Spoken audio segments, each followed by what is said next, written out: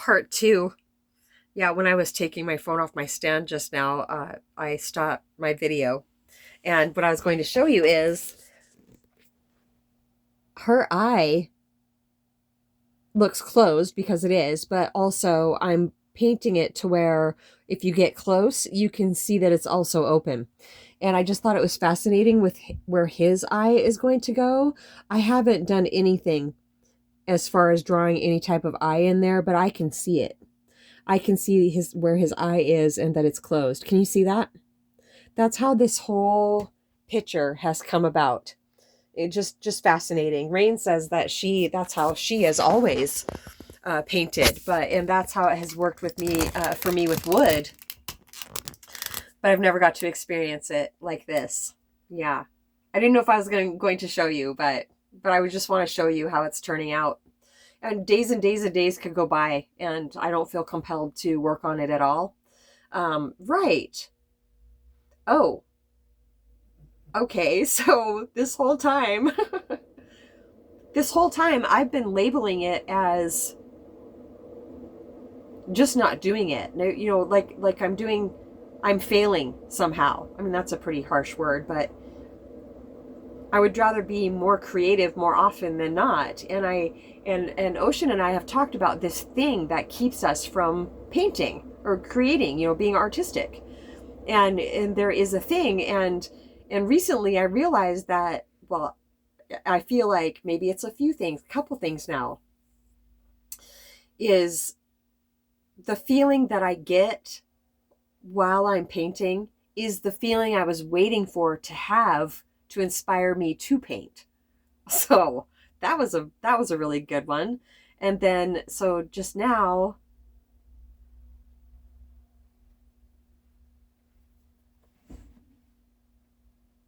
it's feeling compelled to do it or not.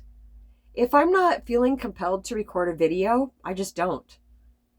I don't have, I mean, it's definitely been beautiful for helping me shut off, you know, any useless thinking along those lines, because I used to just be like, oh my gosh, it's been like 6 days since I recorded a video, but I would try to think up something to talk about. I mean, I would try over and over and over and over and over so many times over the years to record a video, to keep the content, to be a content creator, I guess. Because that's how you get more subscribers, you know, more people see your videos. But that's just not how it is in my life. It's not. And so now, because wow, I was making videos so much for a while there. And also, right, I think I mentioned this in the one that's the video that's uploading right now, is I don't have the amount of things that I was processing before to process. And that's one reason that I was recording videos, is it helped me so much through my ascension in so many ways. And so yeah, feeling compelled. It's so beautiful to not worry, to not think about when I'm not, it crosses my mind, oh wow, I haven't recorded a video in quite some time. I don't even think about, you know, praying about it or anything. I just know it'll happen when it does. And it does. So, yeah, it's wonderful. I'm very hungry. I'm going to go eat. Doozer's on his bed. He's so cute. Here, I'll try to do this without shutting it off this time.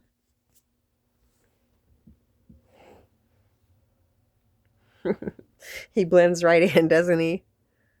Yeah, he's such a good boy. He's such a good baby, honey.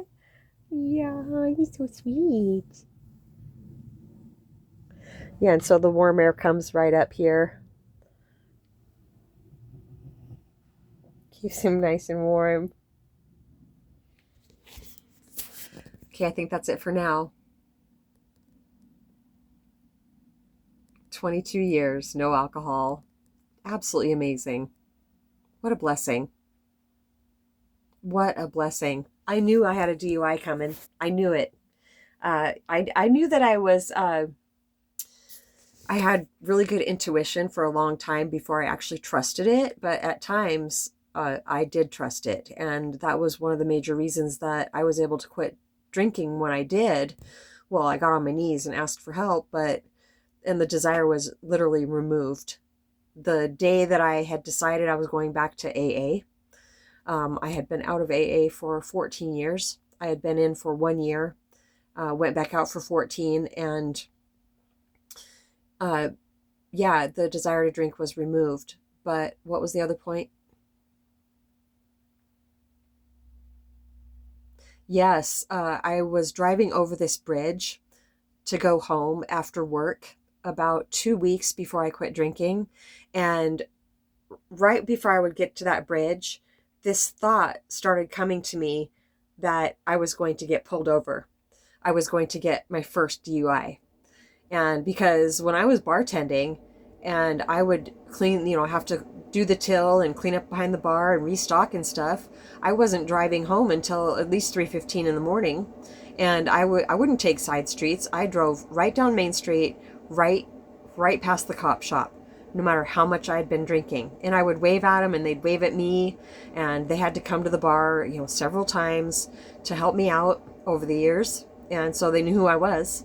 And they knew my daughters. I was talking about my oldest daughter that now has a new quit drinking date as of January 5th this year, just a few days ago. They knew her because when she would drink, she was just so mouthy.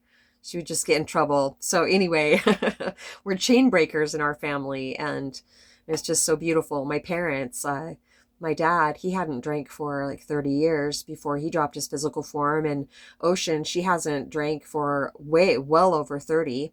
Yeah, it's really exciting. And my second daughter, Beauty, she's been clean off of meth and heroin for over 10 years now. And it's just beautiful. And my youngest daughter, I know I've talked about her every so often. And, just knowing that someday she would quit drinking too. About 4 or 5 days ago, she told me that her and her husband were going to take a run at having a dry January. So, yeah, that's awesome. I can't wait to have her call me. And, I don't ask about things like that. I don't want to put any pressure on at all. They'll quit when they do, and I feel like they will. So, or they have. So it's just blessings all around. And if I'm not an addiction counselor, but I do know, and the ancients and I know, we can see where people are stuck in their life and what keeps people going back to any addiction. I don't care what it is. Sure, it can be a physical dependence on it at a certain point, like meth. Well, right. I was just like, what physical dependence? Well, they're saying the only physical dependence is to, have to have it so you don't get sick. So with it's all thinking about it. If I'm not thinking about something, then I'm not jonesing to do it. So if we change our thinking, then it frees us from addiction. And for me, can we sum this up? Yeah, changing our thoughts, releasing conditioned beliefs, ways of thinking that keep our vibration low also. Just in since the 5th, 4 days ago, I've seen such a difference in my oldest daughter's energy. And she has too. Just the things that have happened in her life that are so incredibly positive. Literally the day after she quit drinking, a late Christmas gift came in the mail from her husband. He had designed custom onesies for both of them, twinsy onesies, with this really loving picture selfie that they took of themselves when they went and got married in Peru this summer. I mean, it's just the sweetest thing I've ever seen in my life, really. And that was such a gift. And she saw it as that also, showing up the very next day. Yeah. She has definitely seen that he has been incredibly tolerant of her, because of her temper. But, even the nicest people can get really wore down. And she sees very clearly that she would lose him someday. So doesn't want to do that. See, it has to be a real good bottom. It has to be, but our bottoms always have a trap door. It can always get worse, believe it or not. And I'm just so deeply grateful that she was able to stop before she really did lose him. Yeah, he adores her. And vice versa. So, okay, that's it for now. Satsang. Are we going to say that anymore? No, I'm tired of it. I want to say, what do we want to say? Bye. Satsang with Mama G and the ancients. We love you so much.